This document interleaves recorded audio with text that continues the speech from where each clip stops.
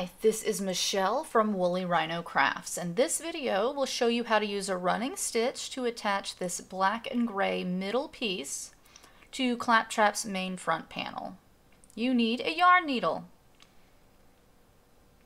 I'll get the back pieces out of the way, but attaching the back middle to the back panel is exactly the same. You've probably got a lot of tails, don't worry about them, they'll be hidden. I don't even trim them.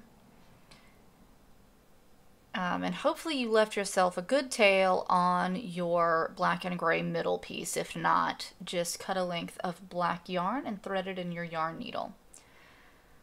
Position the piece. You'll notice that the black and gray piece is a bit wider than the front panel. That's so that they can visibly overlap. And it gives a little bit of a seam allowance for when you're stitching it. Just work through, up and down, each of the loops created by your slip stitch border on the front panel. And the seam allowance, I'm sorry I'm out of frame, is about one single crochet stitch on the middle piece. So insert, and hopefully you can see kind of where I'm inserting it into the back piece. And then just come straight back up in the next stitch and out of your slip stitch loop. Sorry for the fuzzies on the black, and also sorry that this is black on black, so it's probably hard to see. Eventually I'm going to make some things that are not black and make some videos. But here I come through the back piece and then through the slip stitch loop. Running stitch is really easy. That's what this is. It's great for pieces that have a slip stitch or a single crochet border. It's very clean, and especially with black you can't see these stitches at all.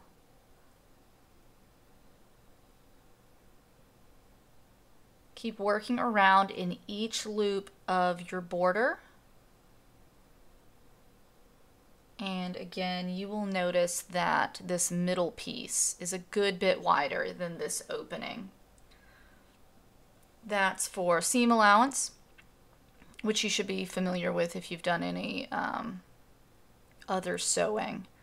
But if not, seam allowances are important so you don't have to stretch out that back piece. You can see that a little better going through the gray. But again, this overlap, you want it to be visible so it creates dimension for this part.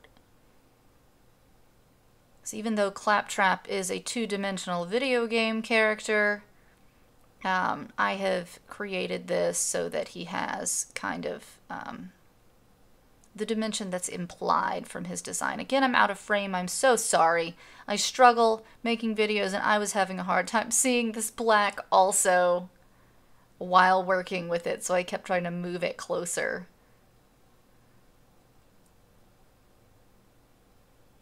I'm going to finish this up so you can see it when it's completed.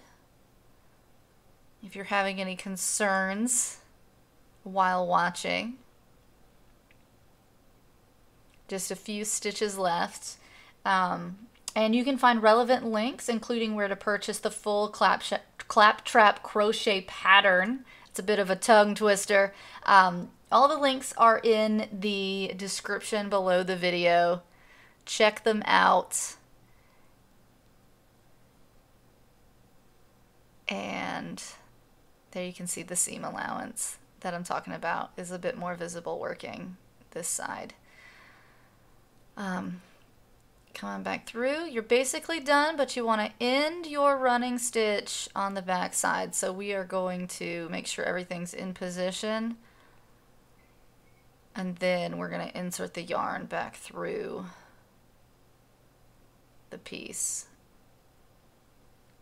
And that'll also get that corner under control. There happens to be a yellow tail right here for me to tie off, which I like.